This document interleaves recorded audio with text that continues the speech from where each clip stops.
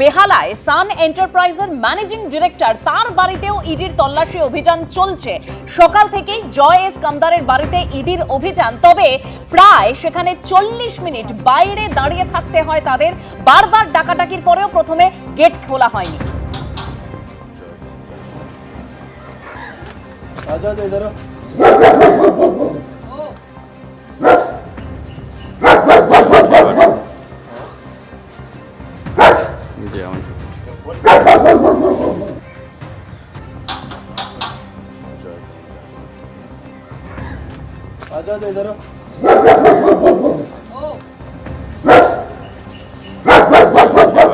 সরাসরি চলে যাব জয় এস কামদার, তার ঠিকানা ইতিমধ্যে ইডির অভিযান চলছে। সেখান থেকে আমাদের প্রতিনিধি পার্থপ্রতিম ঘোষ আমাদের সঙ্গে রয়েছেন। পার্থ, শুরুতেই একটা নাটকীয় পরিস্থিতি তৈরি হয়েছিল, তো এই মুহূর্তে আর কি তথ্য পাচ্ছ?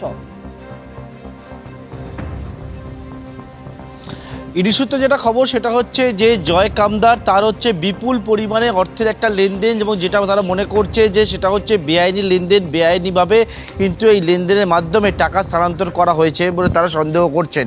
এবং এর আগেও কিন্তু তল্লাশি অভিযান হয়েছে সান কনস্ট্রাকশনের যে অফিস, এই অফিস পাশাপাশি হচ্ছে বেহালার এই যে বাড়িতে আমরা দাঁড়িয়ে রয়েছি, এটা হচ্ছে বেহালার জ্যোতিষ রয় রোড। এটা হচ্ছে এই বেহালার জ্যোতিষ রয় রোডের যে বাড়ি, সেই বাড়িতে জয় কামদারের বাড়ি, সেই বাড়িতে কিন্তু ইডি আধিকারিকরা আজকে আবারও ঠিক সকাল 6টা নাগাদ তারা বাড়িতে এসে পৌঁছায় 5খানা গাড়ি নিয়ে।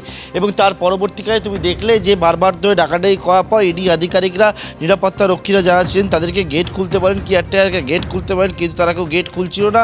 এবং তারপরে নাটকীয় পরিস্থিতি তৈরি হয় এবং এর পরবর্তীকালে 6:40 পর কিন্তু ইডি আধিকারিকরা বাড়ির ভেতরে প্রবেশ করেন।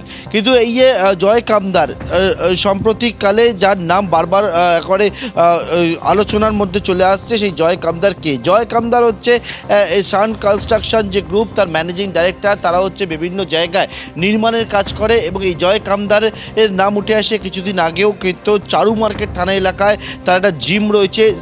গত বছর সেপ্টেম্বরে মহালয়ার দিনকে তার সেই জিমের মধ্যে গুলি চলার মতো ঘটনা ঘটে। জয় কামদারের সেই সময় অফিসের মধ্যে উপস্থিত ছিলেন। এবং এর পরবর্তীকালে কিন্তু সোনা পাপ্পুর বাড়িতে তল্লাশি অভিযান হয়, জয় কামদারের নাম উঠে আসে। পাশাপাশি হচ্ছে ল্যান্ড গ্র্যাবিংয়ের একটা মামলা, যে মামলায় তুমি জানো যে দেবাশিস কুমারকে দুবার তলব করা হয়েছিল, এক ব্যবসায়ীর নাম উঠে আসে। সে তার পরিপ্রেক্ষিতে অমিত গঙ্গোপাধ্যায়, এবং যেখানে হচ্ছে যে এই রকম যে নির্মাণের কাজ হচ্ছে, যেখানে যে জমি রয়েছে সেই জমিকে বৈধ জমিতে পরিণত করার জন্য পুরসভার একটা ভূমিকা, সেই ভূমিকা ইডি পায়।